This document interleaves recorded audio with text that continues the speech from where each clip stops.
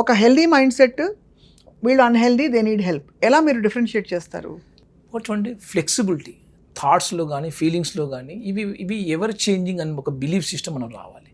ఏదైనా సమస్య వచ్చినా లేకుంటే స్ట్రగుల్ అనిపించినా, సో మైండ్ సెట్ అనేది మనకు ఎప్పటికప్పుడు ఒక రిజిడ్లాగా ఫీల్ కాకూడదు. హెల్ప్ తీసుకోవాల్సిన టైంలో హెల్ప్ అడగడం కూడా ఒక విజ్డమ్ చాయిస్.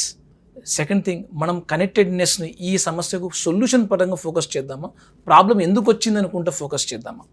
ఒకసారి నువ్వు స్టక్ కింద ప్రాబ్లం ఉన్నప్పుడు ఏ టైప్ ఆఫ్ థింకింగ్ బెటర్ అనేది ఆ హెల్తీ మైండ్ సెట్ ఎప్పుడు ఆల్వేస్ సరే వచ్చింది ఇప్పుడు what next I can do అన్న యాటిట్యూడ్లో ఉంటారు. తర్వాత దేన్ని ఎక్స్ట్రీమ్గా ఫీల్ కావాల్సిన అవసరం లేదు. ఫర్ ఎగ్జాంపుల్ మనం ఫీలింగ్స్ని ఎక్స్ట్రీమ్ పోతున్నాయి అంటే మన థాట్స్ ఎక్స్ట్రీమ్ వల్లనే పోతున్నాయి, అంతే కదా, లేకుంటే ఫీలింగ్స్ అంతా ఎక్స్ట్రీమ్గా ఏమి వెళ్ళిపోవు కదా.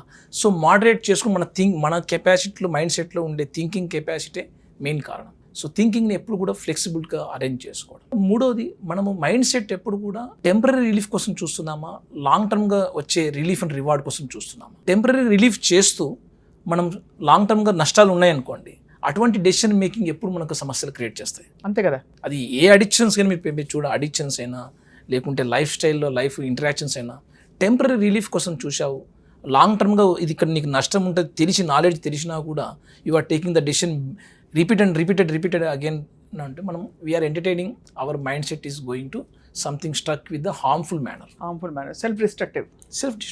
అది కాబట్టి అది హెల్దీ మైండ్కి అన్హెల్దీ మైండ్కి ఒక పెద్ద డిఫరెన్స్ చెప్పవచ్చు.